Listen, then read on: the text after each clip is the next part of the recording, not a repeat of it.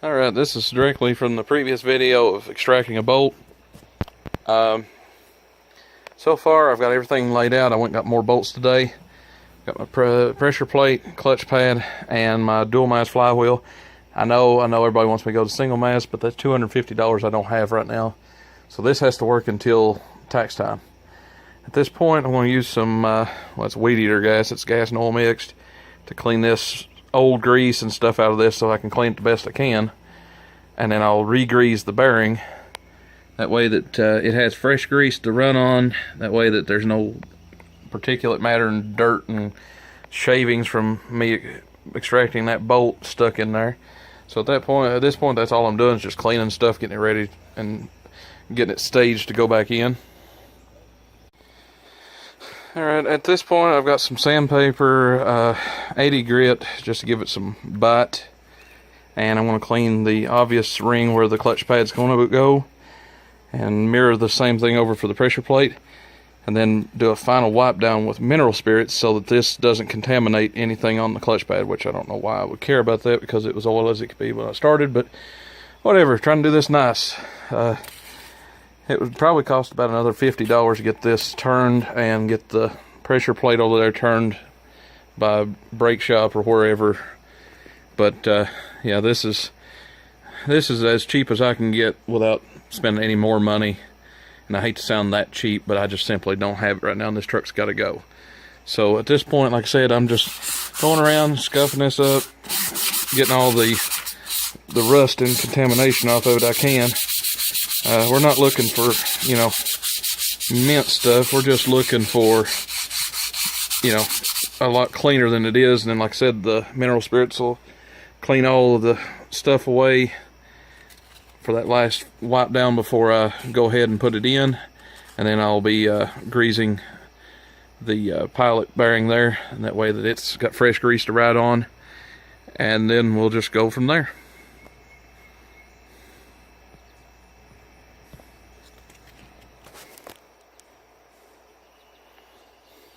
Alright, that one's about as much as I'm going to be able to do with it. I've also cleaned the pressure plate as well as I could. Now I'm just taking some gas on a cloth, cleaning all the oil residue I can, like all this, you just wipe it off. It's just oxidation, but it does need to be moved. It just makes it cleaner whenever you put it all back together about handling it. As you can see right here as I'm going. See there, and just keep basically just going around it until I get as much of this off as I possibly can. And then only thing left to do now is finish cleaning this as well as I can, finish the back side of this, get all that oil and clutch material off.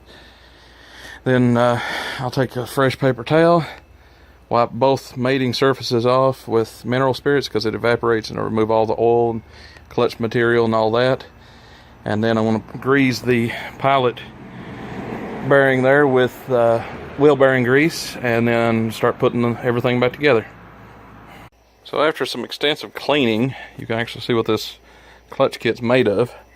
It's not pretty, but it's clean enough for an old work truck. The reason it was black so far before was when you put those crank bolts in, for right here, you're supposed to use Loctite or some sealant of some sort that is oil and gas repellent, because it also allows oil to drip back out through the threads if you don't, which means that the black you saw here, that is the engine oil that seeped back in, blew up onto this, and then from there it was caked on with the clutch material that was burned off of the clutch. And then it just fell back and got into a gooey mess. So I cleaned all that up, and I've got the mating surfaces for those two pieces cleaned.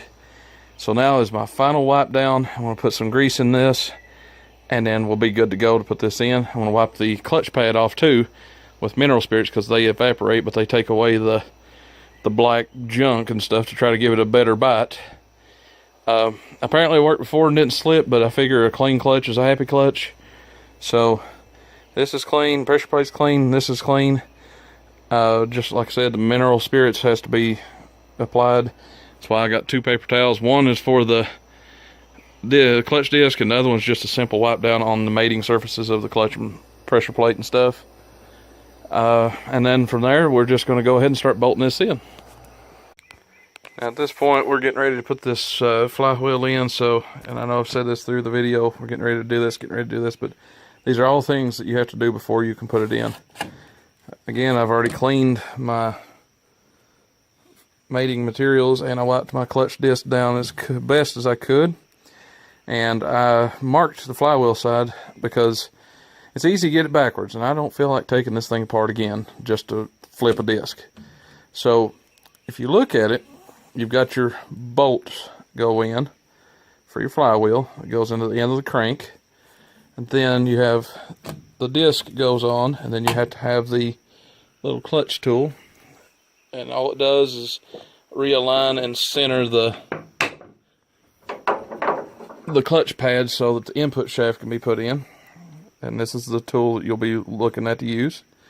And all it does is that nub right there is actually the same size as the pilot bushing bearing, whatever you want to call it.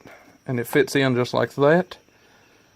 And it aligns it so that after you've already got your bolts in there, the flywheel's on the back of the engine, you put this in, and then you put your pressure plate on, and then just lightly put your bolts in.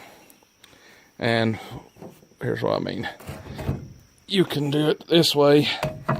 You don't just take off torquing everything down, because you'll never get it moved around where it's supposed to go. But say you've got this already lined up, you're ready to rock. You've got your 2 bolts in each, I don't know what you call it there, it's got 6 bolts.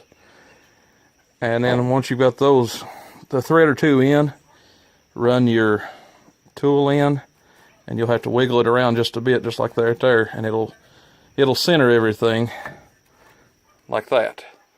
And then once you do the final torque down of these bolts here, and you pull this back out, then you slide your input shaft in the transmission up into the pilot bearing there, and you're good to go. You may have to actually turn it over just a fuzz for these splines to line up, but other than that, you should be good to go. There's no actual timing of that section of the transmission, so it doesn't matter where you start at, just as long as you torque it down.